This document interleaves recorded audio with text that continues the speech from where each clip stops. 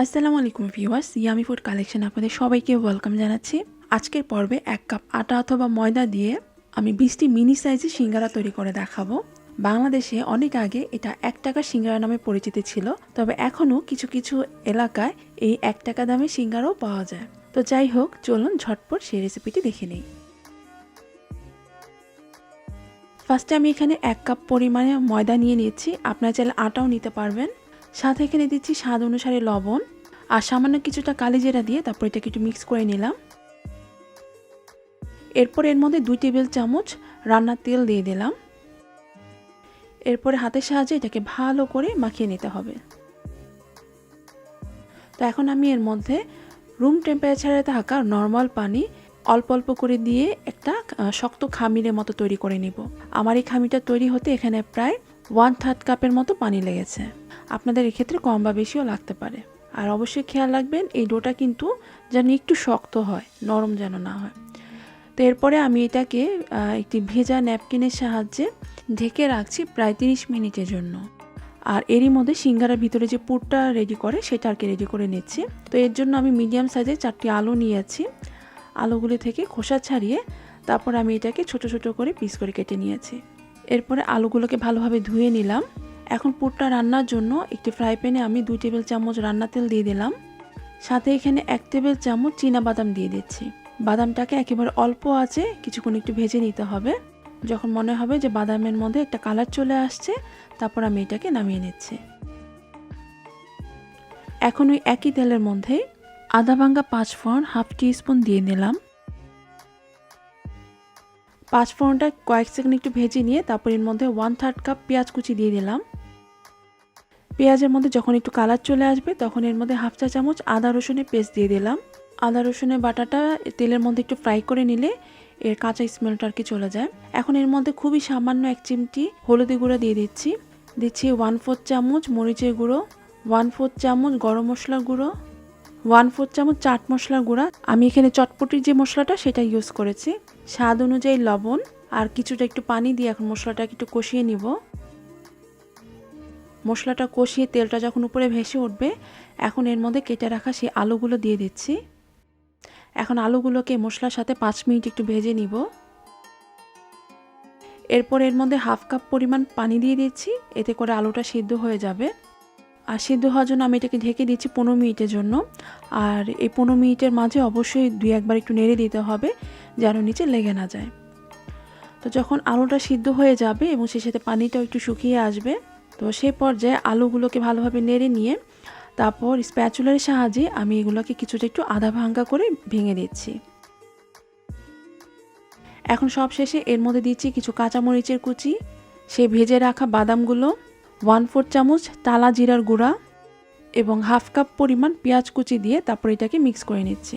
সিঙ্গারাতে কিন্তু একটু কাঁচা পেঁয়াজটা থাকে, সো শেষের দিকে পেঁয়াজটা দেওয়ার ট্রাই করবেন। সো সিঙ্গারা পুরটা এখন রেডি। এখন আমি এটাকে নামিয়ে নিচ্ছি। আর এদিকে খামিরটা এখন একটু সেট হয়ে গিয়েছে, তো আমি এটাকে আবারও কিছুক্ষণ একটু মথে নিলাম। এরপর এই ডোটাকে লম্বা করে শেপ করে নিয়েছি। এরপর আমি এটাকে 10টা ভাগে ভাগ করে নিলাম। আর এক একটা ভাগ থেকে কিন্তু 2টা করে সিঙ্গারা তৈরি করা যাবে। আর একটা ডো রেখে বাকি ডোগুলোকে আবার ঢেকে রাখছি যেন উপরে ড্রাই না হয়ে যায়। এখন আমি এটাকে ছোট রুটি শেপে বেলে নিব।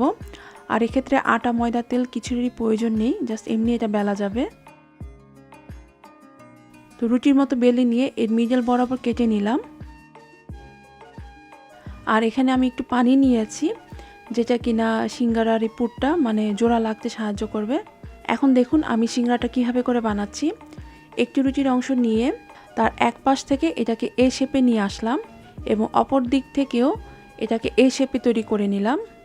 এই তো দেখুন একটা পকেট তৈরি হলো। এখন এর মধ্যে আমি সিঙ্গারা সেই পুরটা দিয়ে দিচ্ছি। এখন চারো সাইডে একটু পানি লাগিয়ে নিচ্ছি। এখন এই যে দেখুন এই জোড়াটা কিন্তু মিডলে পড়ছে, তো আমি এক সাইড থেকে নিয়ে এই মিডলে আনবো না, মিডল থেকে মানে অপর পাশে একটু নিব, মানে এটার সাইডে নিব। পুরোটা জোড়া লাগিয়ে দিচ্ছি এবং আবার একটু পানি লাগিয়ে আরেকটা ভাঁজ দিয়ে দিচ্ছি। এটাই হচ্ছে গিয়ে সিঙ্গারা ভাঁজ। তবে আমার কাছে এই ভাঁজটার চাইতে আরও একটা সহজ ভাঁজ মানে আছে, আমি সবসময় ওভাবে তৈরি করি, আমি আপনাদেরকে সেটাও দেখাবো কিভাবে করি। এখন এবার আমি আমার সহজ ভাজটা দেখাই। এটাকেও সেম ভি শেপে তৈরি করে নিতে হবে। একটা সাইড ভি করে নিয়ে অপর পাশ থেকেও এটাকে ভি করে নিচ্ছি। এটাকেও একটা কোণ শেপে তৈরি করে নিলাম। এখন এর মধ্যে সেই সিঙ্গারা পুর দিয়ে দিলাম।